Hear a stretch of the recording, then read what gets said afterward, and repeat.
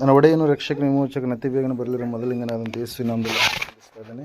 ದೇವರು ನಿಮ್ಮನ್ನು ಆಶೀರ್ವಾದ ಮಾಡಲಿ. ಸಮಯದಲ್ಲಿ ನಮ್ಮ ಬಲಗೈನ ಮೇಲೆ ಕಟ್ಟೋಣ. ಈ ವಾಕ್ಯವನ್ನು ಅರಿಕೆ ಮಾಡೋಣ. ಯೆಹೋವನು ಒಳ್ಳೆಯವನು, ಆತನ ಕೃಪೆಯು ಶಾಶ್ವತವಾಗಿರುವುದು.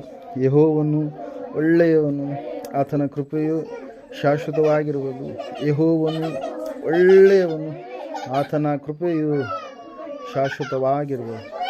ಆಮೇನ್, ಆಮೇನ್, ಆಮೇನ್. ಹಲ್ಲೆಲೂಯಾ. ದೇವರ ನಾಮಕ್ಕೆ ಮಹಿಮೆ ಉಂಟಾಗಲಿ. ದೇವರ ನಾಮಕ್ಕೆ ಸ್ತೋತ್ರ ಉಂಟಾಗಲಿ. ಸಮಯದಲ್ಲಿ ನಾವು ಸತ್ಯವೇದದಲ್ಲಿ ಒಂದು ವಿಷಯವನ್ನು ನಾವು ಧ್ಯಾನ ಮಾಡೋಣ. ಹೋದ ವಾರ ನಾವು ಧ್ಯಾನ ಮಾಡಿದ್ವಿ. ಯಾವ ವಿಷಯ ಯಾರಾದ್ರೂ ನೆನಪು ಮಾಡ್ತೀರಾ? ಮಾತಾಡ್ಬೋದು ಮಕ್ಕಳು, ಮಾತಾಡಬಾರ್ದು.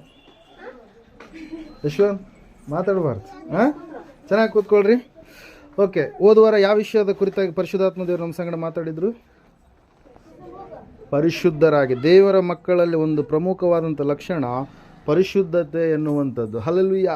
ಪರಿಶುದ್ಧತೆಯನ್ನು, ಪವಿತ್ರತೆಯನ್ನು ನಾವು ಕಾಪಾಡಿಕೊಳ್ಳುವಂಥವರು ಆಗಿರಬೇಕು. ಪರಿಶುದ್ಧತೆಯನ್ನು ಕಾಪಾಡಿಕೊಂಡಂಥ, ಶಾರೀರಿಕ ಪರಿಶುದ್ಧತೆಯನ್ನು ಕಾಪಾಡಿಕೊಂಡಂಥ ಯೋಸೇಫನ ಕುರಿತಾಗಿ, ಆಹಾರದ ವಿಷಯದಲ್ಲಿ ಪರಿಶುದ್ಧತೆಯನ್ನು ಕಾಪಾಡಿಕೊಂಡಂಥ ದಾನಿಯೇಲನ ವಿಷಯವಾಗಿ, ವಿಗ್ರಹಾರಾಧನೆ ವಿಷಯದಲ್ಲಿ ತಮ್ಮ ಆತ್ಮಿಕ ಜೀವಿತದಲ್ಲಿ ಪರಿಶುದ್ಧತೆಯನ್ನು ಕಾಪಾಡಿಕೊಂಡಿರ್ತಕ್ಕಂಥ ಶಾದ್ರಕ್, ಮೇಷಕ್, ಅಬೇದ್ನೆಗೋರ ಜೀವಿತದಲ್ಲಿ ದೇವರು ಮಾಡಿದಂಥ ಆಶ್ಚರ್ಯ ಕಾರ್ಯಗಳನ್ನು ಅವ್ರನ್ನ ಯಾವ ರೀತಿಯಾಗಿ ದೇವರು ಹೆಚ್ಚಿಸಿದನು ಎನ್ನುವಂಥ ವಿಷಯವನ್ನು, ಸಂಗತಿಯನ್ನು ನಾವೇನು ಮಾಡಿದ್ವಿ? ಓದುವಾರ ಧ್ಯಾನ ಮಾಡಿದ್ದೇವೆ. ಪ್ರೇರಿ ಇವತ್ತಿನ ದಿವಸ ಇನ್ನೊಂದು ದೇವರ ಮಕ್ಕಳಲ್ಲಿ ಇರ್ತಕ್ಕಂಥ ಮುಖ್ಯವಾಗಿರ್ತಕ್ಕಂಥ ಲಕ್ಷಣವನ್ನು ನಾವು ನೋಡೋಣ.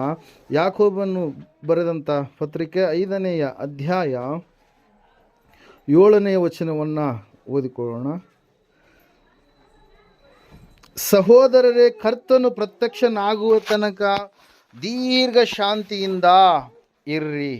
ವ್ಯವಸಾಯಗಾರನನ್ನು ನೋಡಿರಿ. ಅವನು ಭೂಮಿಯು ಬೆಲೆಯುಳ್ಳ ಫಲಕ್ಕಾಗಿ ಕಾದಿದ್ದು ಮುಂಗಾರು ಹಿಂಗಾರು ಮಳೆಗಳು ಬರುವ ತನಕ ದೀರ್ಘ ಶಾಂತಿಯಿಂದ ಇರುವನು. ನೀವೂ ದೀರ್ಘ ಶಾಂತಿಯಿಂದ ಇರ್ರಿ. ನಿಮ್ಮ ಹೃದಯಗಳನ್ನು ದೃಢಪಡಿಸಿಕೊಳ್ಳಿರಿ. ಕರ್ತನ ಪ್ರತ್ಯಕ್ಷತೆಯು ಹತ್ತಿರವಾಯಿತು. ಹಲ್ಲೆಲೂಯಾ.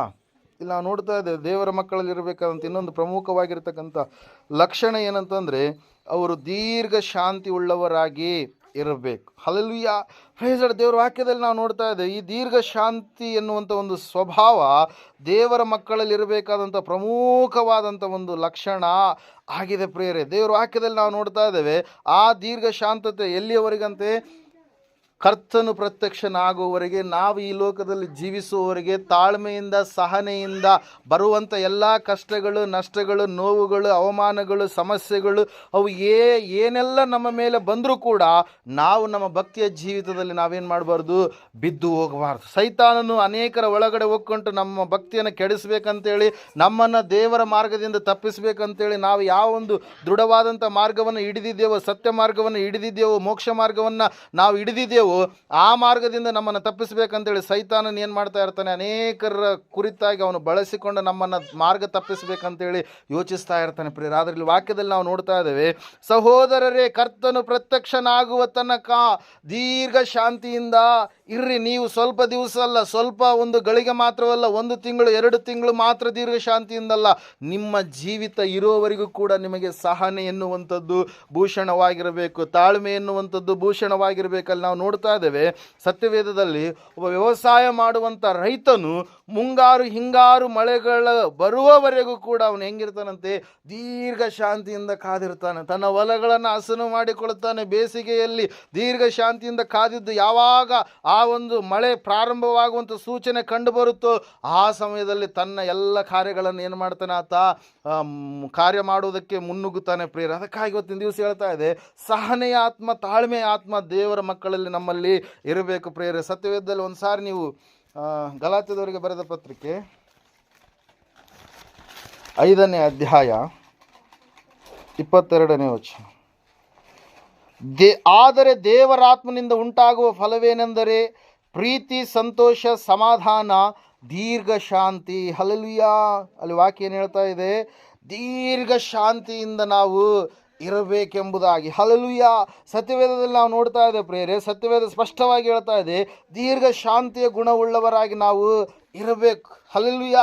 ಒಂದು ವೇಳೆ ದೀರ್ಘ ಶಾಂತಿಯ ಗುಣ ಇರಲಾರ್ದೇ ಇದ್ದರೆ, ತಾಳ್ಮೆ ಇರಲಾರ್ದೇ ಇದ್ದರೆ, ನಮ್ಮ ಭಕ್ತಿಯನ್ನು ನಾವು ಕೆಡಿಸಿಕೊಳ್ಳುವಂಥ ಸ್ಥಿತಿಗೆ ಜಾರಿ ಹೋಗ್ಬಿಡ್ತೀವೇನು, ನಾವು ಕೆಟ್ಟು ಹೋದಂಥ ಸ್ಥಿತಿಗೆ ಹೋಗ್ಬಿಡ್ತೀವೇನು. ಅದಕ್ಕಾಗಿ ಸತ್ಯವೇದ ಹೇಳ್ತಾ ಇದೆ ಸ್ಪಷ್ಟವಾಗಿ, ನೀವೇನಾಗಿರ್ಬೇಕಂತೆ, ದೀರ್ಘ ಶಾಂತಿ ಉಳ್ಳವರಾಗಿ ಇರಬೇಕು. ಮತ್ತು ನೀವು 2ನೇ ಕೊರಿಂಥದವರಿಗೆ ಬರೆದ ಪತ್ರಿಕೆ 6ನೇ ಅಧ್ಯಾಯ 6ನೇ ವಚನದಲ್ಲಿ ನಾವು ನೋಡುವಾಗ, ಶುದ್ಧ ಮನಸ್ಸು, ಜ್ಞಾನ, ದೀರ್ಘ ಶಾಂತಿ, ದಯೆ, ಪವಿತ್ರಾತ್ಮ, ಕಪಟವಿಲ್ಲದ ಪ್ರೀತಿ, ಸತ್ಯವಾಕ್ಯ, ದೇವರ ಮಹತ್ವ, ಇವುಗಳಿಂದ ಕೂಡಿದವರಾಗಿ ಇದ್ದೇವೆ ಎಂಬುದಾಗಿ ಅಲ್ಲಿ ವಾಕ್ಯ ನಮಗೆ ಬೋಧಿಸ್ತಾ ಇದೆ. ಇನ್ನೊಂದು ಕಡೆಗೆ ನಾವು ನೋಡ್ತೇವೆ, ದೀರ್ಘ ಶಾಂತಿಯನ್ನು ನೀವೇನು ಮಾಡಬೇಕಂತೆ, ಧರಿಸಿಕೊಂಡವರಾಗಿ ಇರಬೇಕು. ಹಲ್ಲೆಲೂಯಾ. ದೇವರ ಮಕ್ಕಳ ಲಕ್ಷಣಗಳಲ್ಲಿ ಒಂದು ಲಕ್ಷಣ ದೀರ್ಘ ಶಾಂತಿ, ಸಹನೆ, ತಾಳ್ಮೆ. ಆ ತಾಳ್ಮೆಯನ್ನು ನಾವು ಸ್ವಲ್ಪ ದಿವಸವಲ್ಲ, ಕರ್ತನು ಬರುವವರೆಗೂ ಕೂಡ ನಾವೇನು ಮಾಡಬೇಕು, ಅದನ್ನು ಎದುರು ನೋಡುವವರಾಗಿರಬೇಕು. ಪ್ರೇರೆ ಯೋಬನು ಎನ್ನುವಂಥ ವ್ಯಕ್ತಿಯ ಕುರಿತಾಗಿ ನಾವು ಸತ್ಯವೇದದಲ್ಲಿ ನಾವು ನೋಡ್ತಾ ಇದ್ದೇವೆ. ಆತನಿಗೆ ಕಷ್ಟ ಪ್ರಾಪ್ತಿಯಾಯಿತು. ಈ ಭೂಮಿಯ ಮೇಲಿರ್ತಕ್ಕಂಥ ಯಾವ ವ್ಯಕ್ತಿಗೂ ಪ್ರಾಪ್ತಿ ಆಗಲಾರ್ದಂಥ ಒಂದು ದೊಡ್ಡದಾಗಿರ್ತಕ್ಕಂಥ ಕಷ್ಟ. ಊಚ್ ಎನ್ನುವಂಥ ದೇಶದಲ್ಲಿ ಆ ವ್ಯಕ್ತಿ ಜೀವಿಸ್ತಾ ಇದ್ದಾನೆ, ಐಶ್ವರ್ಯವಂತನಾಗಿದ್ದಾನೆ, ಶ್ರೀಮಂತನಾಗಿದ್ದಾನೆ. ಆತನಿಗೆ ಹೆಂಡತಿ ಮತ್ತು 10 ಜನ ಮಕ್ಕಳಿದ್ದಾರೆ, 7 ಜನ ಗಂಡು ಮಕ್ಕಳಿದ್ದಾರೆ, 7 ಜನ ಸೊಸೆಯಂದಿರಿದ್ದಾರೆ, 3 ಜನ ಹೆಣ್ಮಕ್ಳಿದ್ದಾರೆ, 3 ಜನ ಅಳಿಯಂದಿರಿದ್ದಾರೆ. ಅಲ್ಲಿ ವಾಕ್ಯದಲ್ಲಿ ನಾವು ನೋಡ್ತಾ ಇದ್ದೇವೆ, ಆತನಿಗೆ ಕುರಿ, ದನ, ಸಂಪತ್ತು, ಕತ್ತೆಗಳು, ಎತ್ತುಗಳು ಎಲ್ಲ ಯಥೇಚ್ಛವಾಗಿದೆ, ಭೂಮಿ ಯಥೇಚ್ಛವಾಗಿದೆ, ದೊಡ್ಡದಾಗಿರ್ತಕ್ಕಂಥ ಬಂಗ್ಲೆಗಳಿದ್ದಾವೆ.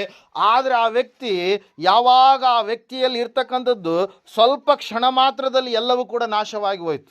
ಆಸ್ತಿ ಹೋಯ್ತು, ಅಂತಸ್ತು ಹೋಯ್ತು, ಮಕ್ಕಳೆಲ್ಲರೂ ಕೂಡ ತೀರಿ ಹೋದರು. ಮಕ್ಕಳೆಲ್ಲರೂ ತೀರಿ ಹೋದಾದ ಮೇಲೆ, ಆತನ ಆಸ್ತಿ ಎಲ್ಲ ಹೋದ ಮೇಲೆ, ಸ್ವಂತ ಹೆಂಡತಿ ಆತನನ್ನು ಬೈದು ಏನು ಮಾಡ್ತಾ ಇದ್ದಾಳೆ, ಇನ್ನಾದರೂ ನಿನ್ನ ನೀತಿಯನ್ನು ಬಿಟ್ಟು ನೀನು ದೇವರನ್ನು ದೂಷಿಸಿ ಸಾಯಿ ಎಂಬುದಾಗಿ ಹೇಳಿ ಆತನನ್ನು ಬಿಟ್ಟು ಏನು ಮಾಡ್ತಾಳೆ, ಹೊರಗಡೆ ಹೋಗ್ತಾಳೆ. ಪ್ರೇರೆ ಹಲ್ಲೆಲೂಯಾ. ಅಲ್ಲಿ ನಾವು ನೋಡ್ತಾ ಇದ್ದೇವೆ, ದೇವ್ರ ವಾಕ್ಯ ಹೇಳ್ತಾ, ಸತ್ಯವೇದ ಹೇಳ್ತಾ ಇದೆ, ಏನಂತ ಹೇಳಂತಂದರೆ, ಆ ಸಮಯದಲ್ಲಿ ಯೋಬನು ಒಂದು ಮಾತನ್ನು ಹೇಳ್ತಾನೆ, ದೇವರೇ ಎಲ್ಲವನ್ನು ಕೊಟ್ಟ, ದೇವರೇ ಎಲ್ಲವನ್ನು ತೆಗೆದುಕೊಂಡ, ದೇವರಿಗೆ ಸ್ತೋತ್ರ ಎಂಬುದಾಗಿ. ಹಲ್ಲೆಲೂಯಾ. ಒಂದೇ ದಿವಸದಲ್ಲಿ ಎಲ್ಲ ಕೂಡ ಸರ್ವನಾಶವಾಗಿ ಹೋದಂಥ ಸಮಯದಲ್ಲಿ ಮತ್ತೆ ನಾವು ನೋಡ್ತಾ ಇದ್ದೇವೆ, ಆತನ ದೇಹದಲ್ಲಿ ಸೈತಾನನು ಏನೇನು ತೆಗೆದುಕೊಂಡು ಬಂದಂತೆ, ಹುಣ್ಣುಗಳನ್ನು, ಹಲ್ಲೆಲೂಯಾ, ಗಾಯಗಳನ್ನು ಮಾಡಿದ. ಶರೀರದಲ್ಲಿ ಒಂದು ನೋವಿದೆ. ತನ್ನ ಬಟ್ಟೆಗಳನ್ನೆಲ್ಲ ಹರಿದುಕೊಂಡು, ಗೋಣಿಯ ತೊಟ್ಟನ್ನು ಕಟ್ಟಿಕೊಂಡು, ಬೂದಿಯಲ್ಲಿ ಕೂತುಕೊಂಡು, ತಲೆಯ ಮೇಲೆ ಬೂದಿಯನ್ನು ಎರಚಿಕೊಳ್ಳುತ್ತಾ ದುಃಖಕ್ರಾಂತನಾಗಿ ಕೂತ್ಕೊಂಡಿದ್ದಾನೆ. ಪ್ರೇರೆ ಯಾರ್ರೀ? ಯೋಬ. ಹಲ್ಲೆಲೂಯಾ. ಆದರೆ ಯೋಬನಲ್ಲಿರ್ತಕ್ಕಂಥ ಒಂದು ನಿರೀಕ್ಷೆ, ಒಂದು ತಾಳ್ಮೆ ವಿಷಯವಾಗಿ ಅಲ್ಲಿ ನಾವು ಮುಂದೆ ನೋಡ್ತಾ ಇದ್ದೇವೆ. 11ನೇ ವಚನ ಓದ್ತೀರಾ? 10ನೇ ವಚನದಿಂದ ಓದ್ರಿ. 5ನೇ ಅಧ್ಯಾಯ, ಯಾಕೋಬನ ಪತ್ರಿಕೆ 5ನೇ ಅಧ್ಯಾಯ 10ನೇ ವಚನ. ಬಾಧೆಯನ್ನು ತಾಳ್ಮೆಯಿಂದ ಸಹಿಸಿಕೊಳ್ಳುವ ವಿಷಯದಲ್ಲಿ ಕರ್ತನ ಹೆಸರಿಂದ ಮಾತಾಡಿದ ಪ್ರವಾದಿಗಳನ್ನೇ ಮಾದರಿ ಮಾಡಿಕೊಳ್ಳಿರಿ. ತಾಳಿಕೊಂಡಿರುವವರನ್ನು ಧನ್ಯರೆಂದು ಹೇಳುತ್ತೇವಲ್ಲವೇ. ಹಲ್ಲೆಲೂಯಾ. ಹಲ್ಲೆಲೂಯಾ.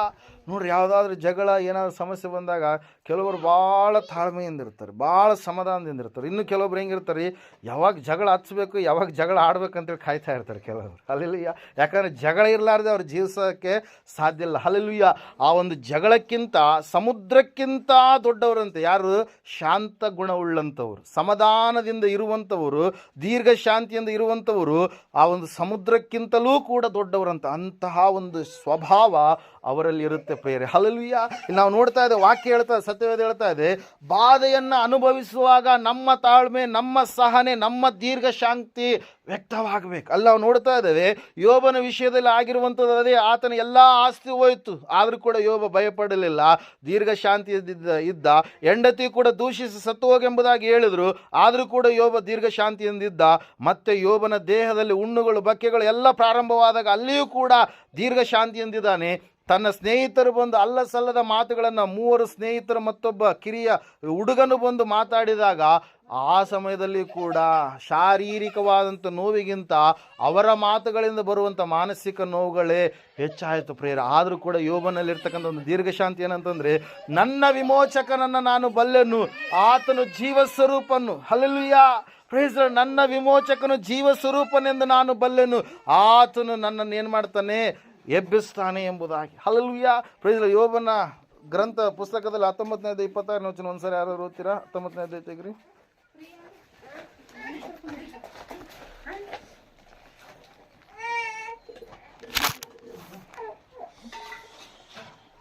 25-26 ಓದ್ರಿ. ನಾನಂತೂ ನನ್ನ ವಿಮೋಚಕನು ಜೀವ ಸ್ವರೂಪನೆಂದು ಬಲ್ಲೆನು, ಆತನು ಕಡೆಗೆ ಧೂಳಿನ ಮೇಲೆ ಸಾಕ್ಷಿಯಾಗಿ ನಿಂತುಕೊಳ್ಳುವನು. ನನ್ನ ಚರ್ಮವು ಹೀಗೆ ಬಿರಿದು ಹಾಳಾದ ಬಳಿಕ ನಿರ್ದೇಹನಾಗಿ ದೇವರನ್ನು ನೋಡುವೆನು, ಕಣ್ಣಾರೆ ಕಾಣುವೆನು, ನಾನೇ ನಾನಾಗಿ ನೋಡುವೆನು, ಮತ್ತೊಬ್ಬನಾಗಿ ಅಲ್ಲ, ನನ್ನ ಹೃದಯವು ಹಂಬಲಿಕೆಯಿಂದ ನನ್ನಲ್ಲಿ ಕುಂದಿದೆ ಎಂಬುದಾಗಿ. ಹಲ್ಲೆಲೂಯಾ. Praise lord. ಸಹನೆಯಿಂದ, ತಾಳ್ಮೆಯಿಂದ ಎಲ್ಲ ಕಷ್ಟವನ್ನು ಏನು ಮಾಡ್ತಾ ಇದ್ದಾನೆ, ಸಹಿಸಿಕೊಳ್ತಾ ಇದ್ದಾನೆ ಪ್ರಿಯರೇ. ಹಲ್ಲೆಲೂಯಾ. Praise Lord. ವಾಕ್ಯ ಹೇಳ್ತದೆ, ಸಹನೆ ಎನ್ನುವಂಥದ್ದು, ತಾಳ್ಮೆ ಎನ್ನುವಂಥದ್ದು ಮತ್ತು ದೀರ್ಘ ಶಾಂತಿ ಎನ್ನುವಂಥದ್ದು ಒಂದಕ್ಕೊಂದು ಹತ್ತಿರದ ಸಂಬಂಧ ಉಳ್ಳಂಥ ಒಂದು ಪದಗಳಾಗಿದ್ದಾವೆ ಪ್ರಿಯರೇ. ಹಲ್ಲೆಲೂಯಾ. ನಾವು ನೋಡ್ತಾ ಇದ್ದೇವೆ, ಸತ್ಯವೇದ ಹೇಳ್ತಾ ಇದೆ ಸ್ಪಷ್ಟವಾಗಿ ಏನಂತ ಹೇಳಂತಂದ್ರೆ, ಆ ವ್ಯವಸಾಯಗಾರನು ಯಾವ ರೀತಿಯಾಗಿ ದೀರ್ಘ ಶಾಂತಿಯಿಂದ ಕಾದಿರ್ತಾನೋ ತನ್ನ ಬೆಳೆಯನ್ನು ಪಡೆದುಕೊಳ್ಳುವವರೆಗೂ ಕೂಡ. ಹಲ್ಲೆಲೂಯಾ. ಮೊದಲನೇದಾಗಿ ವ್ಯವಸಾಯದ ಭೂಮಿಯನ್ನು ಏನು ಮಾಡ್ತಾನೆ, ಸ್ವಚ್ಛಗೊಳಿಸ್ತಾನೆ, ಕಳೆಯೆಲ್ಲ ತೆಗಿತಾನೆ. ತೆಗೆದಾದ ಮೇಲೆ ಏನು ಮಾಡ್ತಾನೆ, ಕುಂಟೆ ರೆಂಟೆಗಳನ್ನು ಹೊಡೆದು ಏನು ಮಾಡ್ತಾನೆ, ಭೂಮಿಯನ್ನು ಏನು ಮಾಡ್ತಾನೆ, ಹದಗೊಳಿಸ್ತಾನೆ. ಹದಗೊಳಿಸಿದಾದ ಮೇಲೆ ಮಳೆ ಬರುವವರೆಗೆ ಕಾಯ್ತಾನೆ. ಮಳೆ ಬಂದ ತಕ್ಷಣ, ಒಂದು ಮಳೆ ಬಿದ್ದ ತಕ್ಷಣ ಎರಡನೇ ಮಳೆಯನ್ನು ನೋಡಿ ಏನು ಮಾಡ್ತಾನೆ, ಬೀಜವನ್ನು ಬಿತ್ತುತ್ತಾನೆ. ಬೀಜವನ್ನು ಬಿತ್ತಿದ ಮೇಲೆ ಬೀಜಗಳನ್ನು ಈತನು ಬಿತ್ತಿದ್ರೆ ಬೀಜ ಮಾತ್ರ ಬರಲಾರದೆ ಕಳೆ ಕೂಡ ಬರುತ್ತೆ. ಆ ಕಳೆಯನ್ನು ಏನು ಮಾಡ್ತಾನೆ, ತೆಗಿತಾನೆ. ಹಲ್ಲೆಲೂಯಾ. ಯಾಕೆ ಕಳೆ ಬಂತಂತೇಳಿ ಯೋಚನೆ ಮಾಡದೆ ಏನು ಮಾಡಲ್ರಿ, ಶಾಂತಿಯಿಂದ ಕೂತ್ಕೊಳ್ಳಾರ್ದೆ, ಕೋಪವುಳ್ಳವನಾಗಿ ಜೀವಿಸಲಾರ್ದೆ ದೀರ್ಘ ಶಾಂತಿಯಿಂದ ಕಾದಿರ್ತಾನೆ. ಆ ಕಳೆ ಎಲ್ಲವನ್ನು ತೆಗೆದುಹಾಕ್ತಾನೆ. ಆ ಬೀಜ ಮೇಲ್ಗಡೆ ಬರಬೇಕಾದ್ರೆ ಅದಕ್ಕೆ ಏನು ಮಾಡಬೇಕು, ಗೊಬ್ಬರ ಹಾಕಬೇಕು, ಎಣ್ಣೆ ಹಾಕಬೇಕು. ಅದು ಫಲಭರಿತವಾದಂಥ ಸ್ಥಿತಿಯಲ್ಲಿ ಅದು ಆಗಬೇಕಾದ್ರೆ, ಒಳ್ಳೆ ಕಾಳುಗಳು, ದಷ್ಟಪುಷ್ಟವಾಗಿರ್ತಕ್ಕಂಥ ಕಾಳುಗಳನ್ನು ಕಾಣಬೇಕಾದ್ರೆ, ಒಳ್ಳೆ ಬೆಳೆಯನ್ನು ಸಂಪಾದನೆ ಮಾಡಿಕೊಳ್ಬೇಕಾದ್ರೆ ದೀರ್ಘ ಶಾಂತಿಯಿಂದ ಆ ವ್ಯಕ್ತಿ ಏನು ಮಾಡ್ತಾನೆ ರೀ, ಕಾದುಕೊಂಡಿರ್ತಾನೆ ಪ್ರಿಯರಲ್ಲಿ. ನಾವು ನೋಡ್ತಾ ಇದ್ದೇವೆ, ಬೆಳೆ ಬೆಳೀತಾ ಇದೆ, ಅದಕ್ಕೆ ಕೆಲವೊಂದು ರೋಗಗಳು ಬರ್ತಾ ಇದ್ದಾವೆ, ಎಣ್ಣೆ ಹೊಡೆದ. ಹಲ್ಲೆಲೂಯಾ. ಕೆಲವೊಂದು ಸಮಸ್ಯೆಗಳು ಅದಕ್ಕೆ ಬರ್ತಾ ಇದ್ದಾವೆ. ಪಕ್ಷಿಗಳು ಬೆಳೆದಿರ್ತಕ್ಕಂಥ ಬೆಳೆಸಿಯನ್ನು ತಿನ್ನುವುದಕ್ಕೆ ಬಂದಂಥ ಸಮಯದಲ್ಲಿ ಅದನ್ನು ಕೂಡ ಏನು ಮಾಡ್ತಾನೆ, ಓಡಿಸ್ತಾನೆ. ಹಲ್ಲೆಲೂಯಾ. ಆತನಿಗೆ ಮುಂದೆ ಒಂದು ಸುಖ ಇದೆ ಎಂಬುದಾಗಿ ಗೊತ್ತಿದೆ. ಇವತ್ತು ನಾನು ಕಷ್ಟಪಟ್ಟರೆ ಮುಂದೆ ನನಗೆ ಸುಖ ಬರುತ್ತೆ ಎಂಬುದಾಗಿ ಗೊತ್ತಿದೆ ಪ್ರೇರ. ಅದರ ಸಲುವಾಗಿ 126ನೇ ಕೀರ್ತನೆಯಲ್ಲಿ ಒಂದು ಮಾತು ಇರುತ್ತೆ, ಅಳುತ್ತಾ ಬಿತ್ತುವರು, ಹಾಡುತ್ತಾ ಕೊಯ್ಯುವರು ಎಂಬುದಾಗಿ. ಹಲ್ಲೆಲೂಯಾ. Praise Lord. ಓದ್ತೀರಾ ಆ ವಿಷಯ ಒಂದು ಸಾರಿ? Psalms 126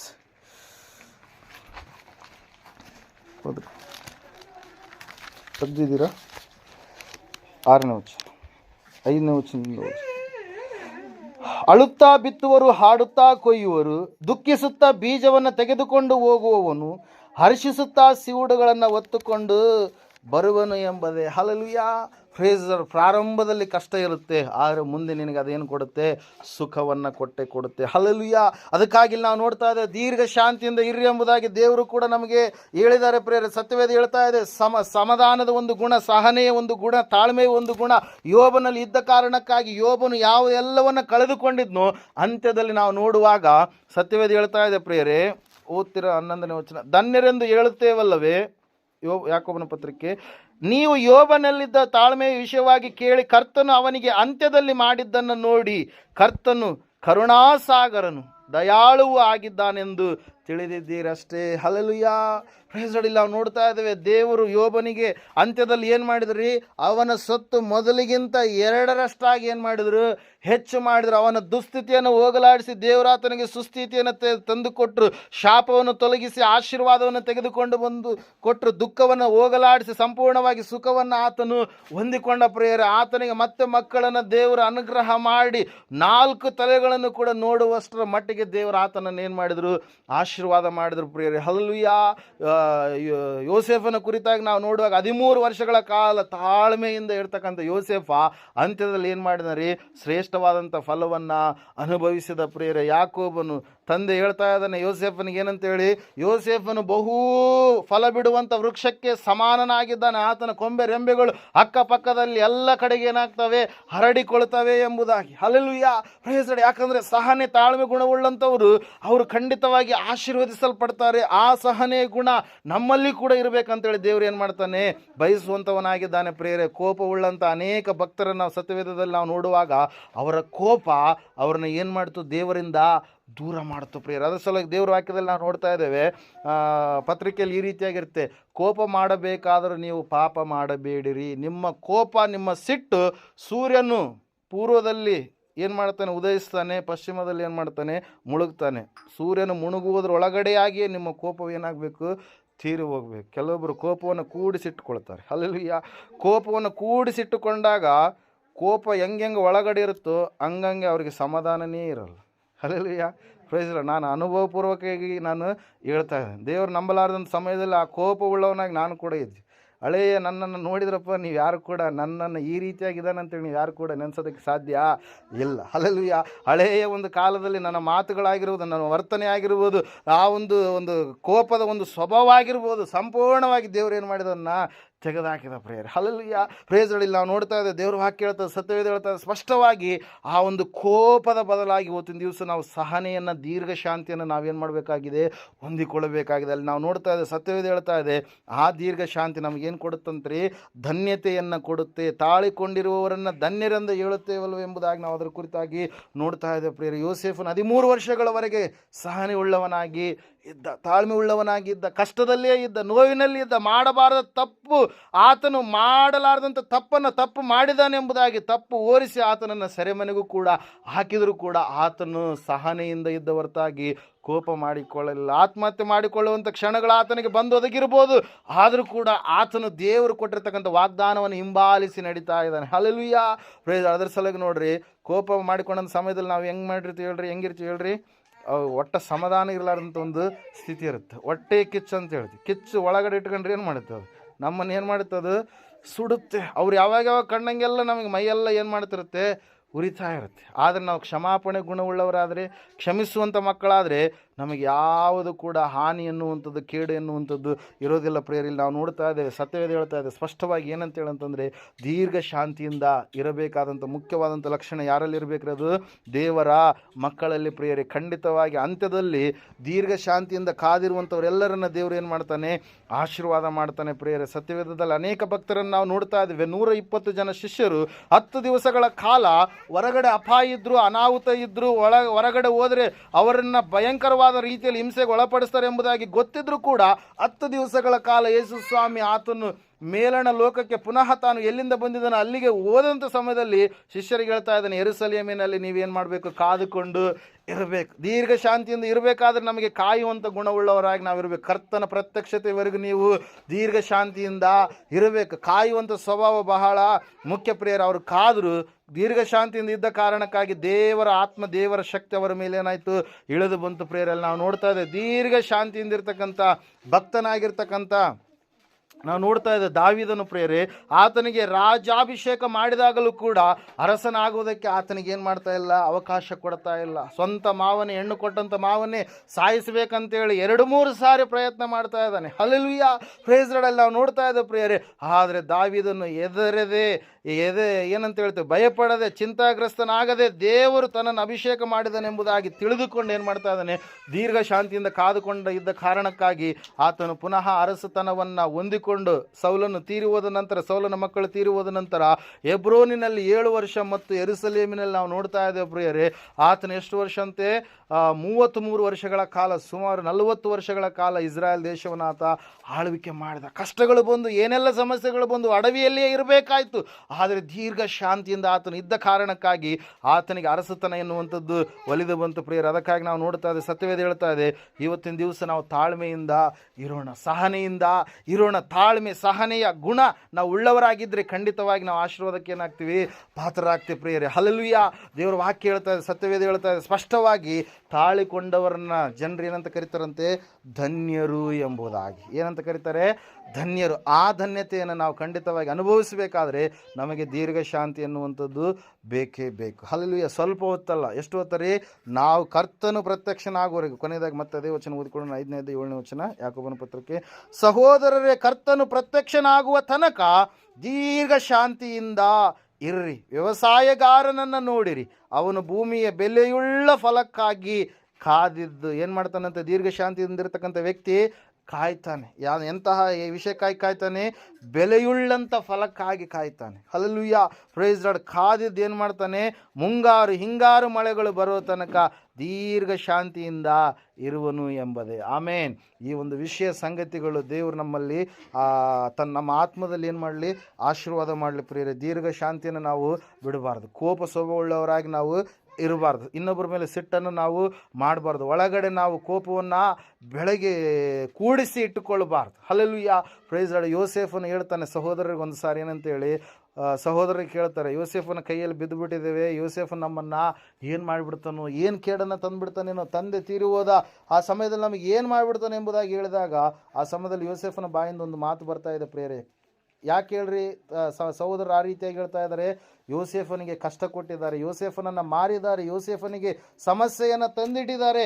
ಆದರೆ ಯೋಸೇಫನ್ ಏನು ಹೇಳ್ತಾ ಇದ್ದಾನೆ ಆ ಸಹೋದರರಿಗೆ? ಒಂದ್ಸಾರಿ ಓದ್ತೀರಾ?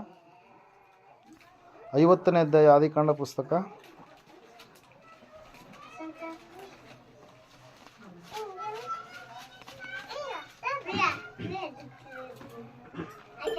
ಹದಿನೇಳನೇ ವಚನದಿಂದ ಹೋದ್ರೆ,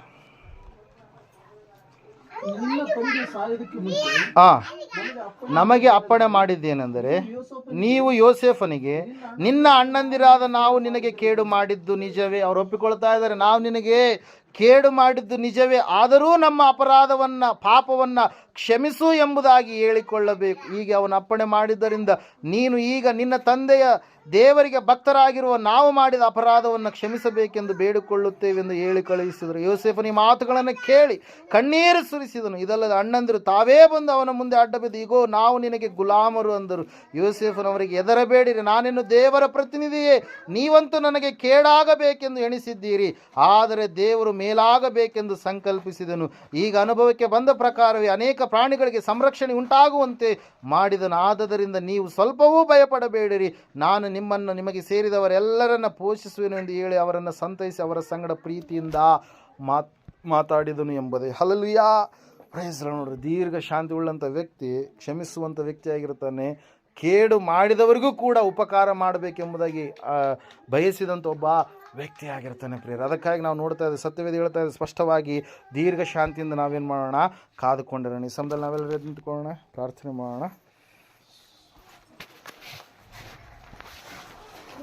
ಸಹನೆಯ ಗುಣ, ದೀರ್ಘ ಶಾಂತಿಯ ಗುಣ, ತಾಳ್ಮೆಯ ಗುಣ, ಅದು ನಮ್ಮನ್ನು ಕರ್ತನ ಬರುವಿಕೆಯವರೆಗೂ, ಪ್ರತ್ಯಕ್ಷತೆಯವರೆಗೂ ನಾವು ಸಹನೆಯಿಂದ ತಾಳ್ಮೆಯಿಂದ ಕಾದುಕೊಂಡಿದ್ರೆ ಪ್ರಿಯರೇ, ಸಹೋದರರೇ, ದೇವ್ರ ವಾಕ್ಯ ಹೇಳ್ತಾ ಇದೆ ಅದಕ್ಕೆ ಬಹಳ ಪ್ರತಿಫಲ ಉಂಟು ಎಂಬುದಾಗಿ. ದೇವ್ರ ವಾಕ್ಯದಲ್ಲಿ ನಾವು ನೋಡ್ತಾ ಇದ್ದೇವೆ, ಸತ್ಯವೇದ ಹೇಳ್ತಾ ಇದೆ, ಸಹನೆಯಿಂದ ಕೂಡಿದಂಥ ಅನೇಕ ಭಕ್ತರು ಅವರ ಆಶೀರ್ವಾದವನ್ನು ಹೊಂದಿಕೊಂಡು ಹೊರತಾಗಿ ಶಾಪವನ್ನಲ್ಲ. ಇವತ್ತು ದೇವರು ನಮ್ಮ ಮೇಲೆ ಇರುವಂಥ ಶಾಪವನ್ನೆಲ್ಲ ತೆಗೆದು ಹಾಕಿದ್ದಾನೆ. ಆಶೀರ್ವಾದದಲ್ಲಿ ಸ್ಥಿರವಾಗಿ ನಿಂತುಕೊಳ್ಳುವಾಗ, ಆತ್ಮೀಯ ಜೀವಿತದಲ್ಲಿ ನಾವು ನಮ್ಮ ಭಕ್ತಿಯನ್ನು ಕೆಡಿಸಿಕೊಳ್ಳದೆ ಸ್ಥಿರವಾಗಿ ದೇವರ ಬರುವಿಕೆಗಾಗಿ ನಾವು ಎದುರು ನೋಡುವಾಗ, ಸತ್ಯವೇದದಲ್ಲಿ ಯೇಸುಸ್ವಾಮಿ ಅವರು ಒಂದು ಸಾರಿ ಹೇಳ್ತಾರೆ, ಕಡೆಯವರೆಗೆ ತಾಳುವವನು ರಕ್ಷಣೆಯನ್ನು ಹೊಂದುವನು ಎಂಬುದಾಗಿ. ಆತನ ಬರುವಿಕೆಯವರೆಗೂ ನಾವು ತಾಳ್ಮೆಯಿಂದ ಸಹನೆಯಿಂದ ನಾವು ಇದ್ದಿದ್ದಾರೆ, ಖಂಡಿತವಾಗಿ ಕೂಡ ಆ ಒಂದು ತಾಳ್ಮೆ, ದೀರ್ಘ ಶಾಂತಿಯ ಗುಣ, ಆತ್ಮನ ಫಲ ಅದು ನಮ್ಮಲ್ಲಿ ಕಾಣಿಸಿಕೊಳ್ಳುವಾಗ, ಆ ಒಂದು ಆತ್ಮನ ಫಲ ಖಂಡಿತವಾಗಿ ನಮ್ಮ ಆತ್ಮಕ್ಕೆ ಮಾತ್ರವಲ್ಲದೆ ನಮ್ಮ ಸಂಗಡ ಇರುವಂಥವ್ರಿಗೂ ಕೂಡ ಫಲ ಕೊಡುವಂಥದ್ದಾಗಿರುತ್ತೆ. ಒಬ್ಬ 13 ವರ್ಷಗಳ ಕಾಲ ಸಹನೆಯಿಂದಿದ್ದ ಒಬ್ಬ ಯೋಸೇಫನ ಜೀವಿತ ಇಡೀ ಭೂಮಿಯಲ್ಲಿರ್ತಕ್ಕಂಥ ಸಕಲ ಜನರಿಗೆ ಆಹಾರವನ್ನು ತಂದು ಕೊಡುತ್ತೆ ಎಂಬುದಾಗಿ ನಾವು ನೋಡುವಾಗ, ನನ್ನಲ್ಲಿ ನಿನ್ನಲ್ಲಿ ಸಹನೆ ತಾಳ್ಮೆಯ ಗುಣ ಎಷ್ಟಿರಬೇಕು? ತಾಳಿಕೊಳ್ಳುವವರನ್ನ ಧನ್ಯರು ಎಂಬುದಾಗಿ ಹೇಳ್ತೀವಲ್ವಾ ಎನ್ನುವಂಥ ಮಾತು, ಆ ಮಾತು ಈ ಸಮಯದಲ್ಲಿ ದೇವರು ನಮ್ಮ ಜೀವಿತದಲ್ಲಿ ನೆರವೇರಿಸಲು ಪ್ರೇರೆ. ಇಲ್ಲಿವರೆಗೆ ಒಂದು ವೇಳೆ ನಿನ್ನಲ್ಲಿ ಸಹನೆ ಇಲ್ವೇನೋ, ತಾಳ್ಮೆ ಇಲ್ವೇನೋ, ಕೋಪ ಸ್ವಭಾವ ಉಳ್ಳಂಥ ಸ್ಥಿತಿಯಲ್ಲಿ ನೀನು ಇದ್ದೀಯೇನೋ, ದೇವ್ರ ವಾಕ್ಯ ಹೇಳ್ತಾ ಇದೆ, ದೇವರ ಮಕ್ಕಳಾದಂಥ ನಿಮ್ಮ ಜೀವಿತದಲ್ಲಿ ತಾಳ್ಮೆಯ ಗುಣ, ಸಹನೆಯ ಗುಣ, ದೀರ್ಘ ಶಾಂತಿಯ ಗುಣ ಇರಬೇಕು. ವ್ಯವಸಾಯಗಾರನನ್ನು ನೀವು ನೋಡಿರಿ, ಯೋಬನನ್ನು ನೀವು ನೋಡಿರಿ, ಯೋಸೇಫನನ್ನು ನೀವು ನೋಡಿರಿ, ದಾವೀದನನ್ನು ನೀವು ನೋಡಿರಿ. ಅವರು ತಾಳ್ಮೆಯಿಂದ ಇದ್ದರು. ಕಾರಣ ಅವರು ದೇವರು ಮಾಡಿದಂಥ ವಾಗ್ದಾನಕ್ಕಾಗಿ ಕಾದುಕೊಂಡಿದ್ದರು. ಖಂಡಿತವಾಗಿ ದೇವರು ನೆರವೇರಿಸ್ತಾನೆ ಎಂಬುದಾಗಿ. ಇವತ್ತು ನಾವು ಕೂಡ ದೇವರು ವಾಗ್ದಾನ ಮಾಡಿದ್ದಾನೆ, ನಾನು ಬರುವೆನು ಎಂಬುದಾಗಿ. ಆತನು ಬರುವವರೆಗೂ ಕೂಡ ನಮ್ಮ ದೀರ್ಘ ಶಾಂತಿ ನಾವು ಬಿಟ್ಟು ಕೊಡುವಂಥದ್ದು ಬೇಡ. ಅದಕ್ಕೆ ಮಹಾ ಪ್ರತಿಫಲ ಉಂಟು ಪ್ರಿಯರೇ. ಈ ಸಮಯದಲ್ಲಿ ನಾವು ಪ್ರಾರ್ಥನೆ ಮಾಡೋಣ. ಹಿರೇಜರು ಪ್ರಾರ್ಥನೆ ಮಾಡಿ. ಕೊನೆ ಪ್ರಾರ್ಥನೆ. ಸ್ತೋತ್ರಗಳಪ್ಪ ಮಹಾಪರಿಷದ ಸರ್ವದಿನ ಸಜೀವನಾಥ ಮಹಾದೇವರಾಗಿರುವ ಸ್ತೋತ್ರ ಸ್ವಾಮಿ. ಹಬ್ಬ ಪುನರುತ್ಥಾನದ ಸಭೆಯ ಕೊಡುವಂತೆ ಕೊಟ್ಟಂತ ದಿನಕ್ಕಾಗಿ ಸ್ತೋತ್ರ ಮಾಡ್ತೇನಪ್ಪ. ಹೌದು ಸ್ವಾಮಿ, ನಿನ್ನ ದಾಸರನ್ನು ಪ್ರಾರ್ಥನೆ ಮಾಡಿದ್ದಕ್ಕಾಗಿ ಸ್ತೋತ್ರ ಸ್ವಾಮಿ. ನಾವು ವಾಕ್ಯದಲ್ಲಿ ಸಿದ್ಧರಾಗಿದ್ದೆಪ್ಪ. ಬಿತ್ತಿದ ಬೀಜದ ಉಪಾದಿಯಲ್ಲಿ 30ರಷ್ಟು 60ರಷ್ಟು 100ರಷ್ಟು ಫಲ ಕೊಡ್ತಕ್ಕಂಥ ಒಳ್ಳೆಯ ಫಲಗಳಂತ ಮಕ್ಕಳಾಗತಕ್ಕಂಥ ಸಹನೆ, ಪ್ರೀತಿ, ಐಕ್ಯತೆಯಲ್ಲಿ ಸ್ವಾಮಿ ದೀರ್ಘ ಶಾಂತಿ ಉಳ್ಳವರಾಗಿ ಸ್ವಾಮಿ ನಿನ್ನಲ್ಲಿ ಸ್ವಾಮಿ ನೆಲೆಗೊಳ್ಳತಕ್ಕಂಥ ರೈತರ ಆಶುಂಟು ಮಾಡಪ್ಪ. ನಿನ್ನ ಪರಿಶುದ್ಧಾತ್ಮ ಅಭಿಷೇಕವನ್ನು ಮಾಡಿರ್ತಕ್ಕಂತಾನೆ ಅದ್ಭುತವಾಗಿ ಸ್ವಾಮಿ. ಅಪ್ಪ, ಯಾವ ರೀತಿಯಾಗಿ ಯೋಸೇಫನು ಸುಮಾರು 13 ವರ್ಷಗಳ ಕಾಲ ಯಾವ ರೀತಿಯಾಗಿ ಸ್ವಾಮಿ ತಾಳಿಕೊಂಡು ಯಾವ ರೀತಿ ಭಕ್ತಿ ಜೀವಿತದಲ್ಲಿ ಫಲವನ್ನು ಹೊಂದಿದನು, ಅದೇ ರೀತಿಯಲ್ಲಿ ಸ್ವಾಮಿ ನಾವು ನಮ್ಮ ಸಭೆಯವರೆಲ್ಲರೂ ಸ್ವಾಮಿ ದೀರ್ಘ ಶಾಂತಿ ಉಳ್ಳವರಾಗಿ ಅನೇಕ ಬಾರಿ ಸ್ವಾಮಿ ನಿನ್ನ ವಾಕ್ಯ ಹೇಳುವಾಗ ಸ್ವಾಮಿ ಶೋಧನೆಯನ್ನು ಜಯಿಸುವನು ಜೀವಮ ಜಯಮಾಲಿನ ಹೊಂದುವನು ಸ್ವಾಮಿ ಕಡೆಯವರಿಗೆ ತಾಳುವನು ರಕ್ಷಣೆ ಒಂದು ಹೇಳುವ ವಾಕ್ಯದ ಪ್ರಮಾಣವಾಗಿ ನೆನಪಿಸಿಕೊಂಡವರಾಗಿ ದೇವ್ರೆ ನಿನ್ನ ಮರೆ ಇಡುವಾಗ ದೇವ್ರೆ ನೀನು ಬರ್ಲಿಕ್ಕಿರುವಾಗ ದೇವ್ರೆ ನಿನ್ನಲ್ಲಿ ಸ್ವಾಮಿ ನಾವು ಸ್ವಾಮಿ ನಿನ್ನ ಪರಲೋಕ ಆರೋಹಣಕ್ಕೆ ನಾವು ಕೂಡ ಸ್ವಾಮಿ ಆರೋಹಣ ಆಗ್ಲಿಕ್ಕೆ ತಕ್ಕಂತೆ ನಮ್ಮನ್ನು ಆಶುಂಟು ಮಾಡಪ್ಪ. ಹೌದು ಸ್ವಾಮಿ ನೀನು ಪುನಃ ಬರ್ಲಿಕ್ಕಿರುವಾಗ ದೇವ್ರೆ ಹೌದು ಸ್ವಾಮಿ ಅನೇಕ ದಿನಗಳಲ್ಲಿ ಸ್ವಾಮಿ ನೀನು ಹೇಳಿದ ಪ್ರಕಾರವಾಗಿ ನೀನು ಬೇಗನೆ ಬರ್ಲಿಕ್ಕಿದ್ದೀಯಪ್ಪ. ಹೌದು ಸ್ವಾಮಿ ನಾವು ನಂಬಿದ್ದೇವೆ ಸ್ವಾಮಿ ಅಪ್ಪ ನೀನು ಬರುವಾಗ ದೇವರೇ ನಮ್ಮನ್ನು ನೆನಪಿಸಿಕೊಂಡು ನಮ್ಮ ಸಭೆಗಳನ್ನು ನೀನು ನೆನಪಿಸಿಕೊಂಡು ನೀನು ಸ್ವಾಮಿ ಹಬ್ಬ ಪರಲೋಕ ರಾಜ್ಯದ ಮದುವೆ ನಾವು ಕೂಡ ಪಾಲ್ಗಾರರಾಗತಕ್ಕಂಥ ಸ್ವಾಮಿ ಒಳ್ಳೆ ಸ್ವಾಮಿ ಮದುವೆ ಪರಿಶುದ್ಧವಾದ ಔತಣದಲ್ಲಿ ಸ್ವಾಮಿ ಒಳ್ಳೆ ಪರಿಶುದ್ಧವಾದ ಸ್ವಾಮಿ ರಕ್ಷಣಾ ವಸ್ತ್ರಗಳನ್ನು ಧರಿಸಿಕೊಂಡು ಸ್ವಾಮಿ ಜೀವ ಜಯಮಾಲ್ಯದ ಜೀವ ಕಿರೀಟಗಳನ್ನು ನಾವು ಧರಿಸಿಕೊಳ್ಳುವಂತೆ ನೀತ ನಮ್ಮ ಆತ್ಮನ ಅಭಿಷೇಕದ ಮುಖಾಂತರ ಆತ್ಮನ ವರಗಳ ಮುಖಾಂತರ ದೇವರೇ ನೀತ ನಮ್ಮ ಭಕ್ತಿ ಜೀವಿತ ನಡೆಸಿಕೊಡಪ್ಪ. ಅದ್ಭುತವಾದ ಕೃಪೆ ಬಲದಿಂದ ತುಂಬಿಸಿ ಅದ್ಭುತವಾದ ಕರುಣೆಯನ್ನು ದಯಪಾಲಿಸಿ ಕರ್ತನೆ ಒಳ್ಳೆ ರೀತಿ ಸಹಾಯ ಕೊಡಬೇಕಾಗಿ ಸ್ವಾಮಿ ಕೂಡಿ ಬಂದಿರತಕ್ಕಂಥ ಎಲ್ಲ ದೈವ ಜನರನ್ನು ನಾಶುಂಟು ಮಾಡಪ್ಪ. ಅವರು ಕುಂದುಕೊರತೆ ದುಃಖ ದುಮ್ಮಾನಗಳಿಂದ ಬಿಡುಗಡೆ ಮಾಡಿ ಎಲ್ಲರಿಗೂ ಶಾಂತಿ ಸಮಾಧಾನ ಸಂಪೂರ್ಣವಾಗಿರ್ತಕ್ಕಂಥ ಪ್ರೀತಿ ವಿಶ್ವಾಸದಲ್ಲಿ ನೆಲೆಗೊಳ್ಳತಕ್ಕಂತೆ ಸಹನೆಯಲ್ಲಿ ಪ್ರೀತಿ ಐಕ್ಯತೆಯಲ್ಲಿ ನೆಲೆಗೊಳ್ಳತಕ್ಕಂತೆ ಸ್ವಾಮಿ ಸಹೋದರ ಸಭೆ ಸನ್ನಿಹಿತ ಐಕ್ಯತೆಯಲ್ಲಿ ಸ್ವಾಮಿ ನೆಲೆಗೊಳ್ಳತಕ್ಕಂತೆ ನೀತನ ಆಶುಂಟು ಮಾಡಿ ಕೃಪಕಾರದಲ್ಲಿ ಸ್ವಾಮಿ ನಮ್ಮ ನಡೆಸಿಕೊಡ್ಬೇಕಾಗಿ ನಜರತ್ ಯೇಸು ಕ್ರಿಸ್ತನ ಹೆಸರಿನಲ್ಲಿ ಪ್ರಾರ್ಥಿಸುತ್ತಾ ಇದ್ದೆ ಪರಮಾತ್ಮ. ಆಮೆನ್. ನಮ್ಮ ತಂದೆಯಾದ ದೇವರು ಶಾಶ್ವತವಾದ ಪ್ರೀತಿ ಕುಮಾರನಾಗಿ ಬಂದರೆ ಯೇಸು ಕ್ರಿಸ್ತನ ಶಾಶ್ವತವಾದ ಕೃಪೆ ಪರಿಶುದ್ಧಾತ್ಮದೇವರು ಶಾಶ್ವತವಾದ ಅನಂತ ನಡೆಸಿ ಅಲಂಕರಿಸಿ ಬಲಪಡಿಸಿ ಕೂಡಿ ಬಂದರೆ ಅವರ ಸಂಗಡಲ್ಲಿ ಸಕಲ ಸದ್ಭಕ್ತರ ಸಂಗಡಲ್ಲಿ ಪ್ರಪಂಚದ ಎಲ್ಲ ಮನುಷ್ಯರ ಸಂಗಡಲ್ಲಿ ಸದಾಕಾಲ ನೆಲೆಯಾಗಿರಲಿ ಸ್ವಾಮಿ. ಆಮೆನ್. ಯೇಸು ರಕ್ತಕ್ಕೆ ಜಯ, ಸಕಲ ಪಾಪಗಳಿಲ್ಲಯ. ಯೇಸು ರಕ್ತಕ್ಕೆ ಜಯ, ಸಕಲ ಪಾಪಗಳಿಲ್ಲಯ. ಯೇಸು ಪ್ರಭು ರಕ್ತಕ್ಕೆ ಸಂಪೂರ್ಣ ವಿಜಯ, ಸಕಲ ಪಾಪಗಳಿಗೆ ಅನಂತ ಕಾಲ ನಾಶನ. Hallelujah hallelujah hallelujah. ಸ್ತೋತ್ರಂ ಸ್ತೋತ್ರಂ ಸ್ತೋತ್ರ. Amen amen amen. ಇಂಥ ಒಳ್ಳೆ ಸಮಯಗಳು ಯೇಸುವೇ ನಿನ್ನ ಬಳಿ ಬಂದೆವು.